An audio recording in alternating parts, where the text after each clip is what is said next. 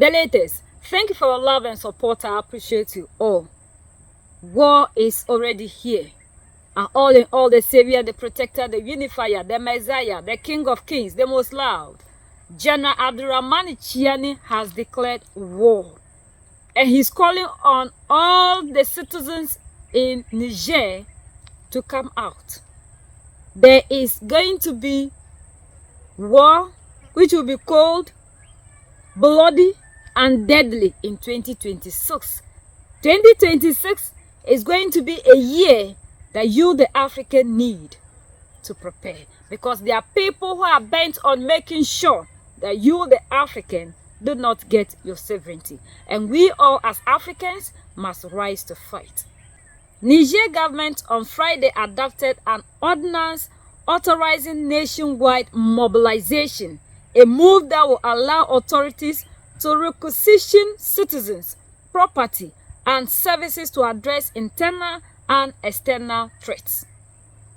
The decree was approved during a Council of Ministers meeting presided over by General Abdurrahman Chiani and set out measures for organizing and implementing mobilization across the country. Under the ordinance, citizens will be required to respond immediately to call-upons, comply with requisitions, report hostile foreign nationals or obstructive activities, and refrain from communications that could undermine mobilization efforts. Our all-in-alls have warned us during the AES summit. They told us what we should be expecting, because according to them, 2026 is going to be bloody. That's what they refer to as the bloody winter, which they said is going to start from West Africa. We have genuine coups, and these genuine coups are Mali, Niger, and Burkina Faso. Because of these genuine coups, the oppressor who depends on Africa decided to also print a counterfeit of the coups. And these are the ones we are seeing in Gabon, Guinea-Bissau, Guinea-Conakry, and the rest. They are making sure they create other forms of coups so they can continue to have their puppet living there to continue to carry their interests across. Friday, 26/12. The Council of Ministers approved one draft ordinance on general mobilization, allowing to fix the modalities of the latter.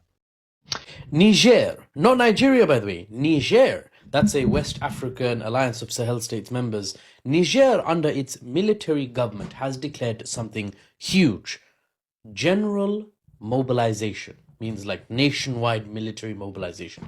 This is basically like calling your banners, mustering your forces for a major military action or a campaign even.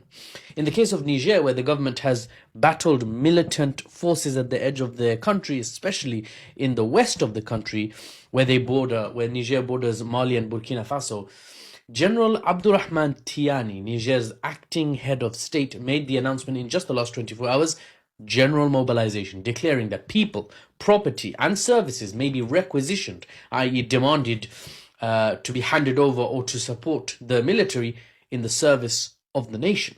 Now, this is a huge deal. Niger, as a brief backstory, went through a military coup back in 2023 that overthrew the largely Western-aligned democratic government.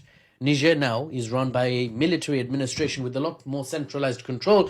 Political parties in the democracy have been dissolved. Khalas is over, right? This is the administration you got. You follow what we say. That's the, for better or worse, that's the reality in 2025, has been for the last 2 years. Notably, Niger, moving from a democracy to a military junta, a leadership under a military general, has realigned itself with the global south, moving, focusing on distancing themselves from their former colonial masters, the French Republic, and other organizations still that remain attached to Europe in what Niger sees as a submissive, unequal relationship of a bygone era, such as ECOWAS, another West African nation bloc. Niger pulled itself out of ECOWAS and founded the Alliance of Sahel States with Burkina Faso and Mali. Now, for the government to declare general mobilization is potentially setting the country up for something big.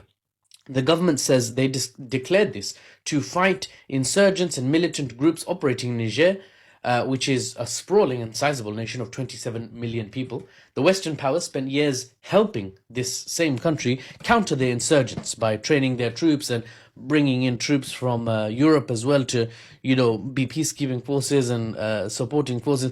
But they're still insurgents. So we saw the Gabon one when he came into office. He recently exposed himself in a tape that I played and we all heard that what happened was a stage coup to make sure they continue to have France interest, and France was so much aware of the coup. So Ali Bongo shouldn't think that he is under arrest, even though he wouldn't have access to the luxury of cars to be driving here and there. This isn't a coup. Guinea-Bissau, it was a fake one. We all heard what happened. Because they didn't want the president to be taken out, they decided to fake the coup so they can continue to have France influence. Then we saw that Guinea-Conakry is also having Domboya. Domboya, ever since he came, isn't doing nothing. All that he's doing is to make sure France continue to have his interest in Africa. We also saw the fake whatever that they claimed there was an attack on ISIS, and finally we've seen that there's no any single evidence to tell us that truly the attack that happened, these people actually defeated ISIS or even had one person, like there's nothing to prove to us. They also told us that Nigeria is going to be used as a strategic point to target AES. And how can somebody move, a foreign power come into Nigeria to set the citizens free, and then the head of state, which is Bola Ahmed Tinubu, that needed to be there to help running out of the country? Bola Ahmed Tinubu wasn't in Nigeria when the attack happened, according to reports. So all these things are telling us that there is something bigger than we can see. We, the Africans, must open our eyes. These people are doing everything possible to make sure they continue to control you, the African.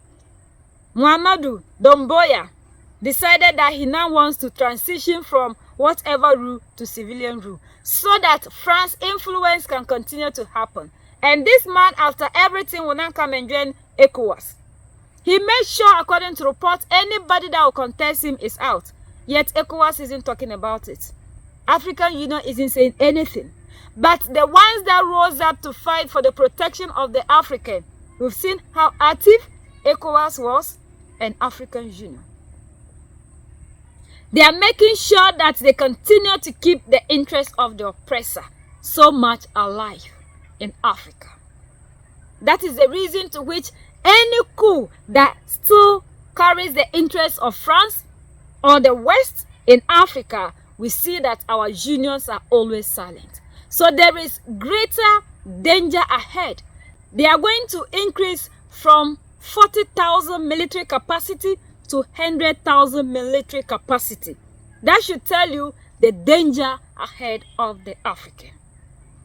The reason to which we are not moving forward isn't because we don't have the know-how, but it's because we have puppets as leaders in Africa who are still doing everything possible to make sure they continue to carry the interests of the oppressor. We need, as Africans, to wake up. The youth, we need to stop believing in these our leaders, because every leader that is part of ECOWAS means that the person is serving the interests of the West, regardless of how much talks they bring out. AES is the target because they believe that they owe Africa. And for that matter, they must continue to be in charge.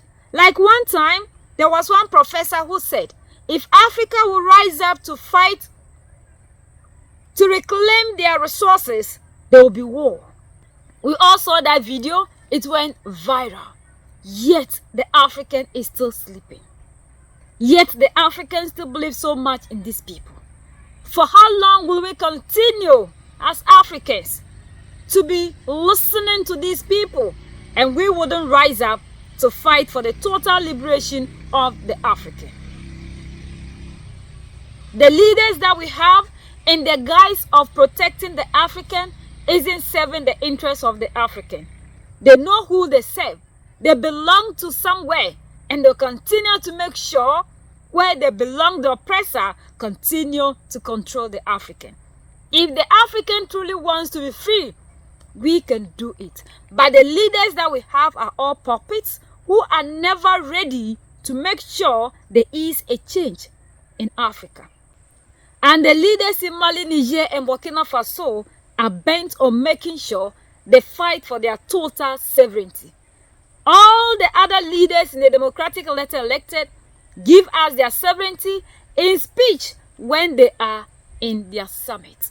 And we believe them, we'll continue to champion them, we'll make them go viral, as if speech is what changes everything. If these people are actually ready for the liberation of Africa, I think by now they would have all joined hands with Mali, Niger, and Burkina Faso. Like I told you, light and darkness can never meet.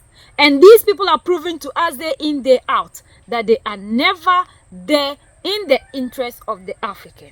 And it is you and I, our responsibility to also rise and fight for the total liberation of our continent. Enough of oppression, enough of suffering, enough of being slaves. And we can never continue to live slavery as an inheritance. And if this our generation, we are not able to fight for the total liberation of the African, I wonder when the African will be able to fight. Because the generations that are coming, with what they have turned them into, they don't even have the idea of what is happening, to talk of knowing what they can do.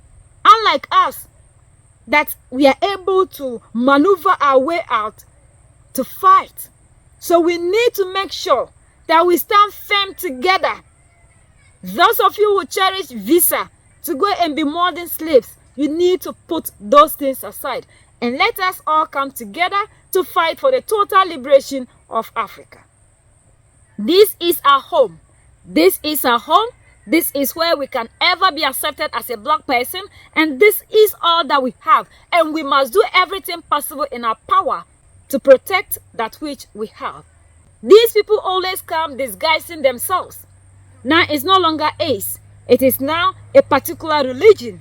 Because they know you, the African, you so love and cherish religion. So whenever they use religion, we will all rise up to support them. And that's why always we tell you, as an African, if truly you are looking for the liberation of the continent, then you should be ready to put religion aside. Sometimes when we even listen to our all-in-all speak, they talk about how they use religion to divide you, the African, and to keep you poorer.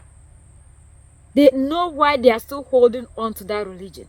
Because if they put it aside right now, they will use religion to make you rise against them. You need to understand them when they speak. The African is waiting for these people to tell us that we are coming to harm you before you know that there is danger coming. Must we continue to allow them this way? Before they came and carried us, did they come in the name of aggression, or they came as friends before later on they decided to change? We saw what they did in Libya. We saw what they are still doing in other countries, recently in Venezuela. Yet the African is still sleeping. Yet the African is still waiting for people to tell him that I am coming to do this before they know that there is danger. Even when the fire is there, that the fire is not burning me. What shows there is fire? If it were to be fire, I would have been feeling the heat. We want to feel the heat before we start to act. We need to wake up because we are so much asleep. We are the only ones that can set ourselves free. United we stand, divided we fall. And united we keep standing forever and ever. The greatest enemy of the African is mental slavery. So let's decolonize ourselves from mental slavery. Let's keep sharing to educate our brothers and sisters. Together we'll make Africa great for ourselves and the next generations that are going to come. So that's the latest around the world in Africa, West Africa, and in Niger.